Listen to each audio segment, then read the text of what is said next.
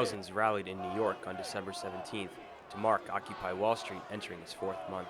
Demonstrators celebrated the movement's success in popularizing the discussion of income inequality and alternative economic and political structures. Instead of targeting property owned by a Wall Street firm, protesters had their eyes set on vacant land belonging to Trinity Church, one of the oldest and wealthiest in the nation. Using a makeshift ladder, occupiers scaled a chain-link fence to gain access to the property. But the occupation was only briefly successful and resulted in more than 50 arrests. The Real News spoke with public school teacher and Army veteran David Suker shortly before he was arrested. I think the consciousness of America has been lifted, and I think we're seeing the onslaught of a new day in the United States of America and throughout the world. So it's just a first step. We have many years of struggle left to go, but we're teaching our children today what's important, and that's a struggle toward justice and equality. Leading the action were members of clergy who voiced strong opposition to Trinity Church's refusal to give Occupy protesters a campsite. Civil rights veteran Reverend Phil Lawson flew in from Oakland, California to take part in the demonstrations. He says Trinity Church was targeted because it represents the interests of Wall Street. You have in one place what I would consider the corruption of faith with the financial institutions of the United States in this Trinity Church, because Trinity Church is the wealthiest church in America and owns $10 billion worth of property in New York City. What's most relevant here is that they own this piece of land, and we thought, because it was kind of dedicated to public use, that it would be natural for Trinity to allow us to use this as an encampment place. But they decided against it, and we found out later that their board, their vestry, are the 1% of the 1%. They're the richest, most powerful real estate owners in the country, and they don't want a conscience camped out in their shadow. In the 3 months since a few hundred began camping out at Zuccotti Park, the protests have turned into a global phenomenon. Hundreds of thousands have participated in occupations that have spread across the globe. Meanwhile, the movement continues to garner broad popular support. A recent Quinnipiac University poll found more than 2/3 of New Yorkers agree with the views of Occupy Wall Street. Thousands took part in the December 17th New York protests, despite dozens of arrests, several instances of police brutality, and freezing temperatures. Here are some of their voices.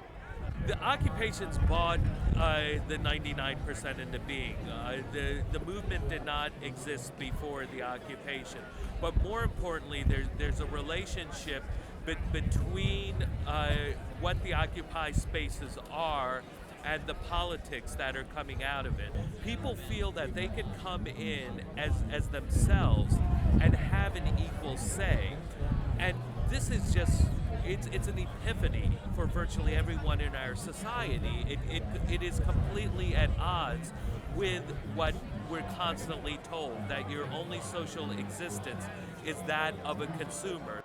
The Occupies completely invert that, give us a new form of existence, and show that there are alternatives that are not just possible, that are existing, and that people can join in a meaningful manner. It's just real important that I think people like me come out and support however we can. I've been out here pretty much since the beginning. It's a very important movement. I'm an organizer, and I think the way you beat a lot of money is a lot of people. And I think that's Occupy Wall Street has been doing that very well. And we have to continue showing that the movement, you can't evict the movement, you can't arrest an idea. And I think this is proof positive of that. And it's up to people like me who have an ability to affect laws to take what they're saying and make some kind of policy change. Everybody's blaming the people here for not having solutions, but I think they do have a fundamental message. And it's up to people like me and our illustrious mayor to do something about it. Well, I know just for IVAW, their recruitment is actually, or membership has increased fivefold since we announced that we were with Occupy Wall Street. Well, I mean, a lot of the veterans out there are the 99%. People are coming home. My cousin's coming home to no job, and having a hard time getting through. The Scott Olson incident was a huge kind of eye-opener for veterans. I mean, for myself personally, it's the whole fact that we took an oath to defend the Constitution, and that oath doesn't end just because you're out of the military. You know, you promise to do something, you keep your word. I'm out here because a lot of people have opinions on this whole Occupy movement from what they see on the news. Unless you're here, you don't know what's going on.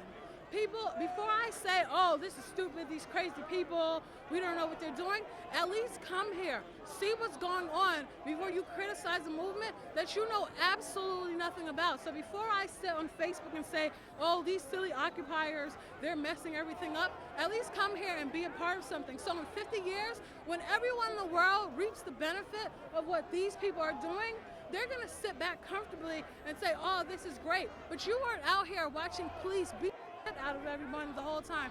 You weren't out here in the cold. You weren't out here walking up and down the streets. I just want to make sure when I'm reaping the benefits, I was a part of the work too. That's all. Reporting for The Real News, this is Jessel Noor in New York.